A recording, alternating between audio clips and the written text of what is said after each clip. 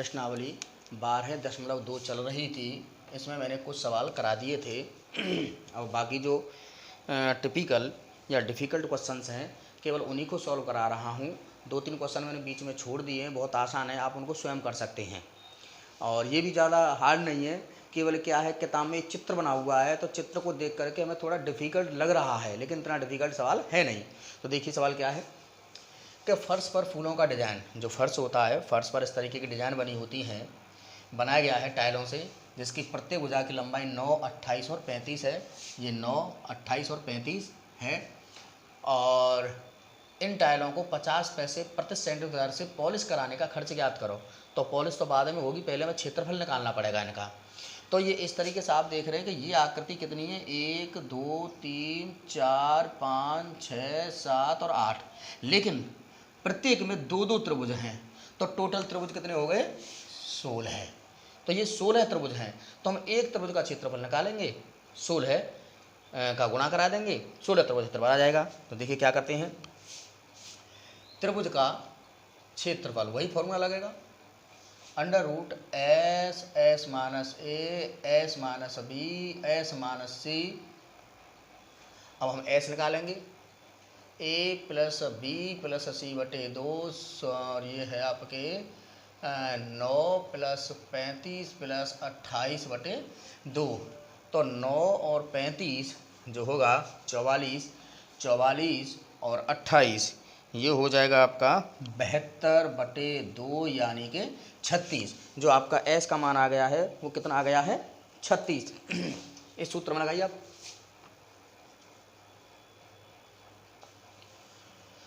छत्तीस, 36 minus 9, 36 minus 35 और 36 minus 28।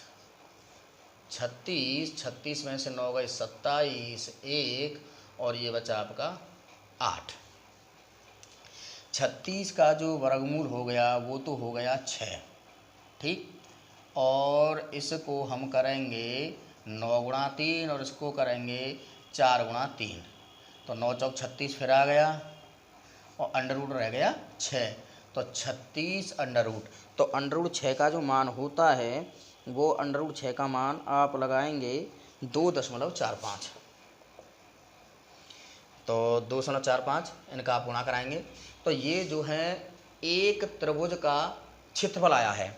16 त्रिभुज का क्षेत्रफल भाई सेम है, सबकी सेम वही आपकी 28, 9, 35 और ये आपकी 28, 9 और ये 35, 28, 9, 35 सबके आकार सेम हैं। तो क्षेत्रफल भी सेम आएगा। तो 16 गुणा 36 गुणा 2.45, तो ये जो है निकल के आ जाएगा 1411 सेंटीमीटर स्क्वायर अगर आप गुणा कराएंगे तो। अच्छा, 1 सेंटीमीटर स्क्वायर का खर्च कितना है, 1 सेंटीमीटर स्क्वायर का पॉलिश कराने का खर्च 50 पैसा या 0.50 रुपया। तो 1411 का खर्च कितना होगा, 0.50 गुणा 1411। तो 5 एकन 5, 5 14 पंजे 70, 705.5 रुपया आ जाएगा इस पर टोटल जो पॉलिश कराने का खर्च। सवाल आप देख रहे हैं, एक खेत समलंब के आकार का है जिसकी समांतर भुजाएं 25 मीटर और 10 मीटर हैं और असमांतर भुजाएं 14 मीटर और 13 मीटर हैं। इस खेत का क्षेत्रफल ज्ञात करो। कोई दिक्कत नहीं है, समलंब के आकार का है तो पहले हम समलंब बनाते हैं।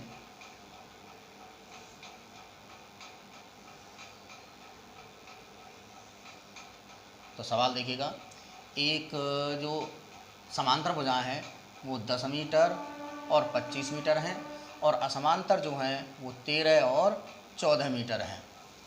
अब यहाँ पर एक दिक्कत आ रही है कि पहली बात तो समझा देंगे समलंब क्या होता है। समलंब वो होता है, एक चतुर्भुज होता है। चतुर्भुज कई प्रकार के होते हैं, समांतर चतुर्भुज, सम चतुर्भुज, वर्ग, आयत, समलंब, पतंग, बहुत प्रकार के होते हैं। तो समलंब क्या है कि जिसकी 2 भुजाएं तो समांतर होती हैं लेकिन 2 भुजाएं समांतर नहीं होती हैं। अगर हमारे पास समलंब ए बी सी डी है तो यहाँ पर ए बी तो समांतर है सी डी के, लेकिन जो ए डी है वो बी सी के समांतर नहीं है। अगर एक दूसरे के समांतर हो जाती तो ये आपका समांतर चतुर्भुज बन जाता, लेकिन ये समलंब है। अब यहाँ पर समलंब का जो क्षेत्रफल होता है, समलंब का क्षेत्रफल बराबर 1/2 समांतर भुजाओं का योग गुणा ऊंचाई। बस यही दिक्कत है ऊंचाई की। समांतर भुजाएं भी दी गई हैं, लेकिन हमारे पास ऊंचाई जो ये होनी चाहिए, ये ऊंचाई हमारे पास अवेलेबल नहीं है। ये हमें ऊंचाई अगर मालूम पड़ जाए या मालूम कर लें किसी भी बेस से, किसी भी आधार से, तो हम समलंब का क्षेत्रफल आसानी से निकाल सकते हैं। अब इसको हमें ऊंचाई को ज्ञात करने, पहले तो ऊंचाई ज्ञात करनी पड़ेगी, बाद में क्षेत्रफल की चीज़ तो बाद की है। तो ऊंचाई ज्ञात करने के लिए हम क्या ट्रिक अपनाएंगे कि इस 13 के समांतर यहाँ से एक लाइन खींचेंगे। ध्यान दें कि ये और ये तो समांतर है ही है। मैंने इसके समांतर यहाँ लाइन खींच ली, सपोज कीजिए सी ई, और ये मान लीजिए मैंने एफ। तो यहाँ पर आप देख रहे हैं कि जब ए बी समांतर है सी डी के, तब ए ई भी समांतर होगी सी डी के। जब ये ए बी समांतर है तो इसका छोटा हिस्सा ए ई भी समांतर होगा सी डी के। दूसरी बात कि हमने अपनी तरफ से कि ए डी समांतर ई सी खींचा, तो हम पहले कह चुके हैं कि जब ये समांतर इसके है और ये समांतर इसके है, तब ए ई सी डी एक समांतर चतुर्भुज होगा। ये कैसा होगा? समांतर चतुर्भुज। अगर ये समांतर चतुर्भुज हो गया तो समांतर चतुर्भुज विशेषता होती है कि आमने सामने की भुजाएं बराबर होती हैं। ये 13 है तो ये भी 13 होगा, ये 10 है तो ये भी आपका यहाँ से यहाँ तक 10 होगा। तो ये फिर कितना बच गया? आपका 15 बच गया। टोटल एक 25 था और 25 में से 10 इधर निकल गया तो ये रह गया आपका 15। अब मुझे ये ऊंचाई किसी भी तरीके से ज्ञात करनी है, तो ऊंचाई ज्ञात करने के लिए क्या करूँगा मैं? सबसे पहले त्रिभुज ई बी सी का क्षेत्रफल, फॉर्मूला वही लगेगा, s s minus a s minus b s minus c. तो first of all now we get s is equal to 13 plus 14 plus तीसरी भुजा है 15/2, 13 27 27 42, ये आ जाएगा 21। तो 27 और 15 42 21। अब त्रिभुज ई बी सी का क्षेत्रफल 21, 21 माइनस 13, 21 माइनस 14 और 21 माइनस 15, 21 8 7 6। तो यहाँ पर और तोड़ लीजिए, 21 को कर लीजिए 7 गुणा 3, इसको 4 गुणा 2, ये 7 है और इसको 3 गुणा 2। तो देखिएगा इसमें से 2 7 है, 2 है, 3 है और 4 का वर्गमूल 2 हो गया। ये 7 और 3 21 पूरे आ गए और ये 2 एक बार आ गई और इस 4 का 2। तो अंडर रूट में क्या रह गया? फिर कुछ नहीं रह गया, 21 आ गया, 21 सही है। तो ये हो गया 7 6 42 दूनी 7 6 42 84। तो 84 गुणा 7, 7 चौक 28, 7 8 56 और 2, ये हमारे त्रिभुज का क्षेत्रफल आ चुका है। कि त्रिभुज का क्षेत्रफल आपका निकल के आ गया 84। एक मिनट देखिएगा, यहाँ से थोड़ा गलत हो गया है। 7 दूनी 14 और 14 छिक्के 84 सेंटीमीटर स्क्वायर। अब यहाँ पर जो हमारा त्रिभुज का क्षेत्रफल आया है, तो त्रिभुज के क्षेत्रफल को हम दूसरे तरीके से भी निकाल सकते हैं।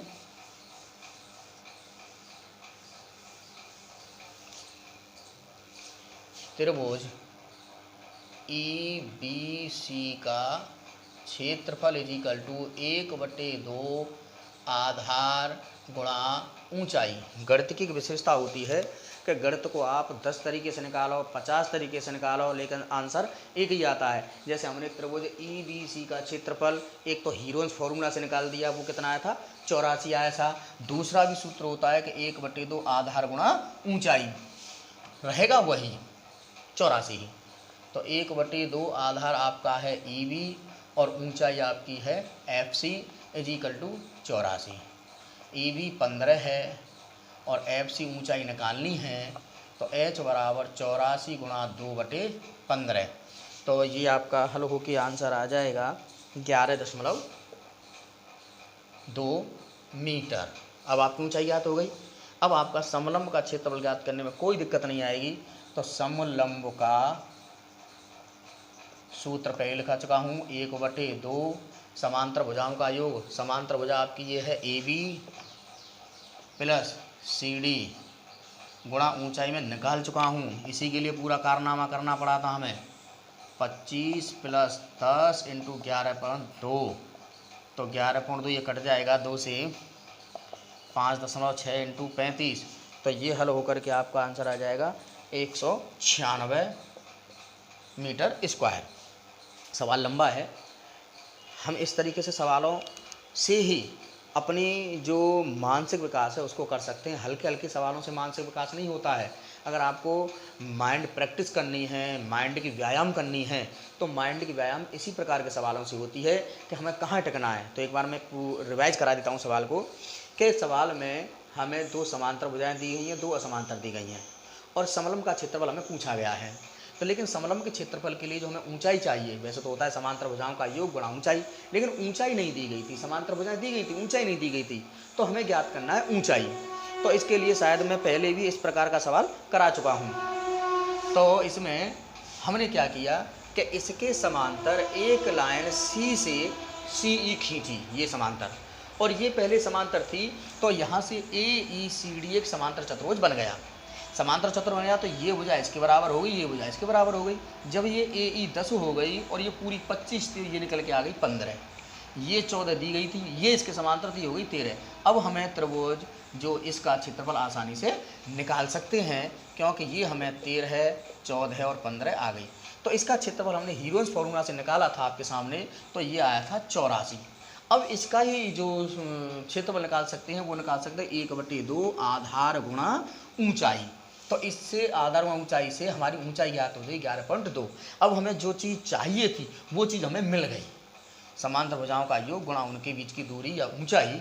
इससे हमारा समलंब का क्षेत्रफल 196 मीटर स्क्वायर आ गया। इस सवाल को आप 1 बार, 2 बार, 3 बार करके देखिए। अगर ये सवाल आसानी से हो गया तो ये छोटे मोटे सवाल जो हैं आप बहुत बढ़िया तरीक़ा से कर सकते हो।